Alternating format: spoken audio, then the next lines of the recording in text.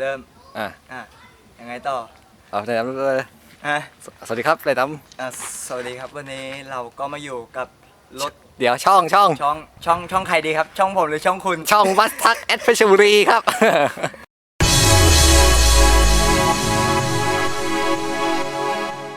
วันนี้เราก็มาอยู่กับช่องบัสทักแอดเพชรบุรีนะครับโดยมีผมตาเท่ไงจะใครล่ะมาจากช่องไหนครับมาจากช่อง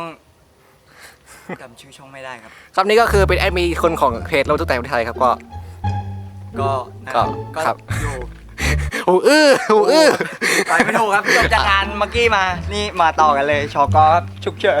ครับวันนี้ก็มาเจอกับรถดำนะครับเราพามาดูรถดำกันพันฟักลุงเรืองครับตรงนี้เราอยู่ที่คุ้งกระถินอำเภอเมืองราชบุรีครับนะครับก็คันแรกครับคันแรกเลยพี่ใหญ่นี่เอาเล็กกันดีกว่านะครับคันนี้ครับเป็น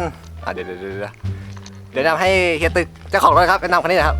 คันนี้ทำอะไรบ้างครับคันนี้คันนี้ก็สายมกครับสายเดิมโปรปีด1 ใบจบครับกล่องด้วยห่อมกเอาละครับคันนี้มีควันด้วยนะเดี๋ยวจะอินเสิร์ตรูปลงมานี่นะครับเป็นหน้าเงานะครับคันนี้ส่วนใหญ่วิ่งอยู่ที่ไหนครับใบพัดแล้วพี่อ๋อไม่โฟกัสโฟกัสแล้วโอ้เป็นกระจกดีนี่เองนะครับนี่เครื่อง JO8 JO5C ครับ5E นี่คอมมาเร็วปั๊มสายไหนปั๊มคอมมาเร็วยังปั๊มสายเลยคุณปั๊มสายจนดันหลังจะได้เป็นปั๊มสายยังจะจุยังคอมมาเร็วยังปั๊มสายยังไม่ได้แปลงปั๊มเดิมนะครับนี่ครับกระทะมีเดียมครับครอบดุมครับผมนี่เป็นราวข้างใช่ป่ะพี่โบบี้ป่ะมัวเลยถูกอะไรพี่ไม่รู้จักโบบี้สเลอร์ปี้อยู่ในเซเว่นกระทะชุบครับเงาท้าครับเป็นผ้าใบครับโอ้ต่อกระบะอุพงษ์ไพบูลย์แล้วกระบะเหล็กครับกระบะมีเดียม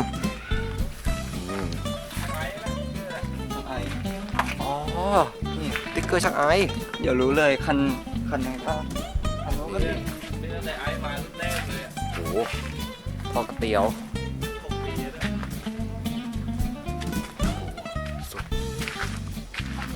คันนั้นก็มีมูลี่ครับมูลี่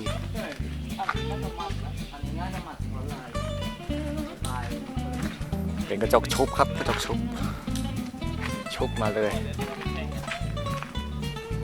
ต่อมาก็ล็อกกี้กันนี่ครับล็อกกี้หัว240ครับหัวแค่240คันนี้เป็นช่วงล่างเลยครับก็อีซู8น็อตครับ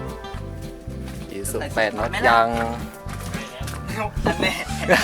ไกลแล้วคันหน้าหลังฝั่งท้ายก็อีซูครับนี่ท่อเดี๋ยวดูคันนี้ก่อนมีลำโพงด้วยคันนั้นแหละคันสีเลือดอ๋อ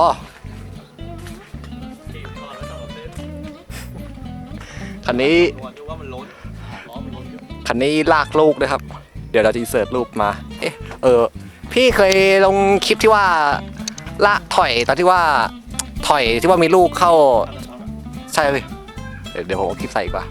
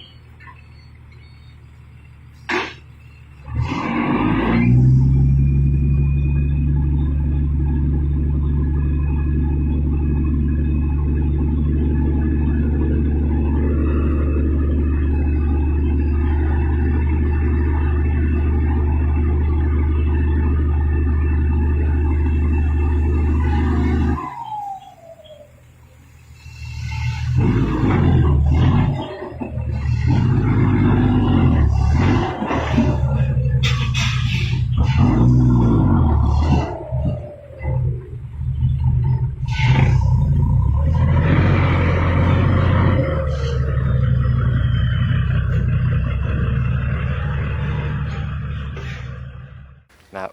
ถ้าหาเจอเดี๋ยวผมจะใส่ นี่ครับมอเตียว3 ลูกเป็นคอเลตเข้าเลย อันนี้เครื่อง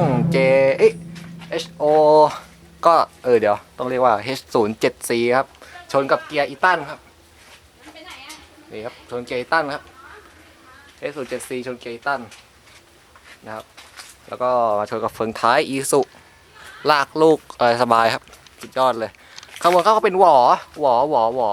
กินนิ้วครับ 8 นิ้ว บอกว่า8 นิ้วเป็นหน้าปิดกับหน้ากระโถน ปากกระทุน ปากกระโถนเหรอหน้ากระโถนนะครับนี่ เพราะนี่เบรกน้ ตึกราชบุรีนะครับ เดินไม่ได้ยาว ำ แปลงหน้ายาวมาสุด สีหน้ายาว โอ้โห ยาวเลย ตอนนั้นผมไปเจอลุงคันนั้นเอาหัวล็อกกี้ใส่เหมือนกันล็อกกี้ตอง9ไอ้นั้นหัวล็อกกี้เผาหลังมิโซคาซีเดิมเป็นของหน้ายาว แต่คันใหญ่6 ล้อใหญ่เลย นะครับ อันนี้ไปลงที่วัดเด็ด กระบะมีเนียมถังน้ำมันมีเนียมครับนี่ S07C โบโอ้โหชงเกียร์ตันเนี่ยโคตรสุดอะนะครับนี่กระทะชุบผ้าใบโอ้โหสวยครับสวยพี่สวยเลย แล้วก็ต่อมาคันนี้ครับสีม่วงเลยฮิโน่สิงห์ไอเทคครับสิงห์ไอเทคคันนี้ก็มาในเครื่อง J08C เทอร์โบครับคันนี้กี่แรงครับพี่คันนี้กี่แรงครับ 220 แรง แท้นะ อ๋อนะครับนี่ครับคันนี้ท่อครับท่อหม้อก๋วยเตี๋ยวครับถังลมเปาเฟียชื่อถังลมเปาเฟียถังลมเงาๆเลยฝั่งท้ายก็เป็นช่วงล่างฮิโน่แล้วครับฮิโน่แท้เลยนะครับนี่กระจกกระจกเลดนะครับนี่โทนสีม่วงนะโหสุดอะชอบสีนี้จังนี่ไงสุดนี่เป็นโลบาเลทครับที่ว่าเป็นแบบเหมือนกันชนนะเฮ้ยเดี๋ยวคันนี้มีแก๊ปลำโพงหน้าด้วยดีกว่านี่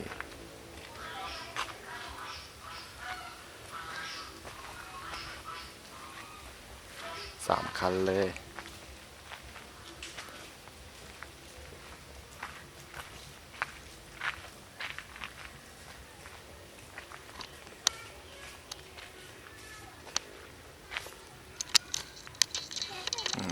นี่ทำไรนี่ อ๋อ อุ้ย เดี๋ยว โอ้โห ภายใน เฮ้ยนี่อะไรครับอะไรเหลืองๆส้ม โอ้โห ๆอันนี้ดังครับดัง เดี๋ยวรอมันลงมากัน ฟิต นี่เดี๋ยวไม่โฟกัสโฟกัสเถอะนี่ฟิตนะครับแต่ลางโปรสปีดมูลี่ครับมูลี่โอ้โห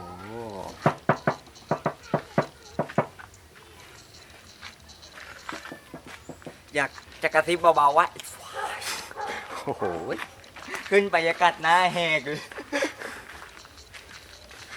เอาละครับนี่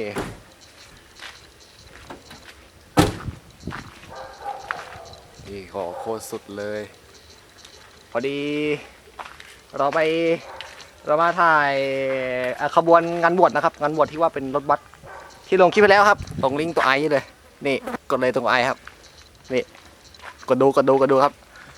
มาถ่ายแล้วเจอที่ตึกพอดีเลย เดี๋ยวบังเอิญไม่รู้ว่าบ้านแถวนี้ครับก็เลยขอเข้ามาถ่ายครับก็วันนี้นะครับไปเข้ามาถ่ายกันนี่คันนี้แหละที่ว่าเด็ดอยู่คันนี้ลากลูกคันนี้ล็อกกี้ คันนี้สองคันนี้เกียร์ลืมบอกเกียร์คันนี้ไปคันนี้ก็เป็นเกียร์อีตันนะครับอีตันถ้าเป็น ZF นี่บางคนเรียกว่าเกียร์ตบใช่ไหม ใช่ตกเซเดฟตก โอ้อีตันก็ดีดเกียร์บิดก็ทำโคสนี่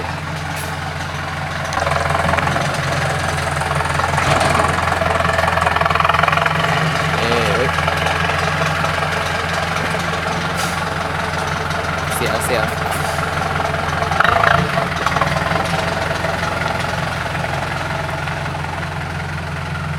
เฮ้ย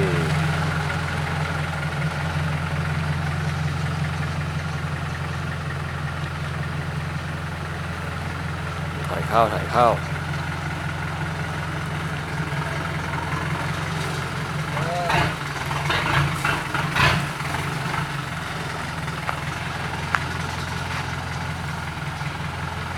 แถวบ้านผมนี่ขนาดเครื่อง175ที่ว่าเดิมๆนะก็ไปดีนะนี่ลอกกล้องเนี่ยผมว่าถ้าบินแน่ขึ้นบ่อเลย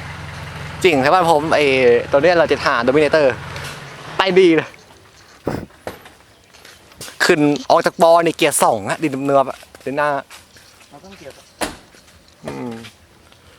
นะครับ